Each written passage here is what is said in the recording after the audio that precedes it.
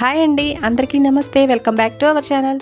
ఈరోజు మన ఛానల్లో ఈవినింగ్ స్నాక్స్ రెసిపీ అండి. ఈవినింగ్ అయినా చేసుకోవచ్చు, లేదా మామూలుగా స్నాక్స్గా ఎప్పుడైనా చేసుకోవచ్చు. చాలా టేస్టీగా ఉంటాయి, అలాగే ఈజీగా అయిపోతాయి. చాలా సింపుల్ రెసిపీ అనమాట. మనకి తక్కువ టైంలోనే ఈజీగా ప్రిపేర్ చేసుకోవచ్చు. సో లేట్ చేయకుండా ఎలా చేయాలో చూసేద్దాం. ఇక్కడ నేను ఒక బౌల్ తీసుకున్నాను. 4 మీడియం సైజు ఉల్లిపాయలని వీలైనంత సన్నగా ఇలాగా పొడవుగా కట్ చేసుకొని ఒక బౌల్లో వేసుకొని బాగా ఇలాగా స్మాష్ చేస్తూ నలుపుతూ ఇలాగా కలిపేసుకోవాలన్నమాట. అప్పుడే మనకి ఈ ఆనియన్స్లోని వాటర్ మొత్తం బయటకు వచ్చేస్తాయి అన్నమాట.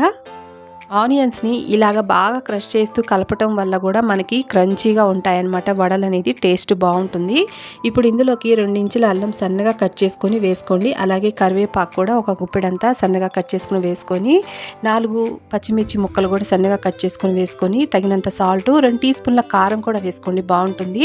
అలాగే కప్పున్నర వరకు బియ్య పిండిని తీసుకుంటున్నాను. మీరు కావాలంటే 2 కప్పుల వరకు వేసుకోవచ్చు. నేను పావు కప్పు వరకు ఏమో శనగపిండిని యాడ్ చేస్తున్నాను. సారీ అండి, శనగపిండి వేసే క్లిప్ అనేది మిస్ అయ్యింది.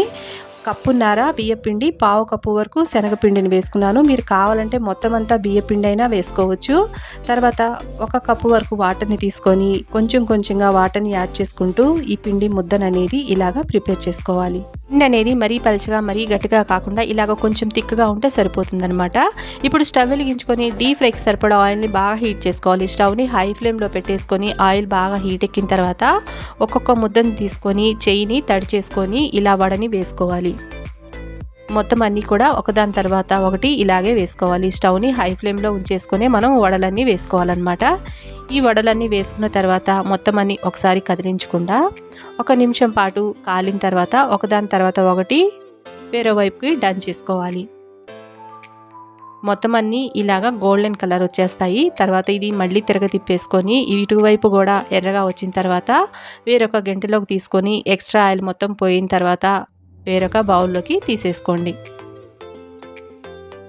అలాగే మిగతావి కూడా అదే ప్రాసెస్తో వేసుకోవడమే, అంతేనండి. ఎంతో టేస్టీ అయిన ఉల్లివడలు అనేది మనకి ఈజీగా ప్రిపేర్ అయిపోతాయి.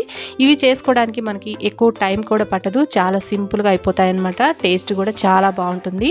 ఈవినింగ్ అయినా ఎప్పుడైనా మనం ఈజీగా ప్రిపేర్ చేసుకోవచ్చు. మరి మన వీడియో నచ్చితే ప్లీజ్ లైక్ చేయండి, షేర్ చేయండి. అలాగే మన ఛానల్ని తప్పకుండా సబ్స్క్రైబ్ చేసుకోండి. పక్కనున్న బెల్ ఐకాన్ని యాక్టివేట్ చేసి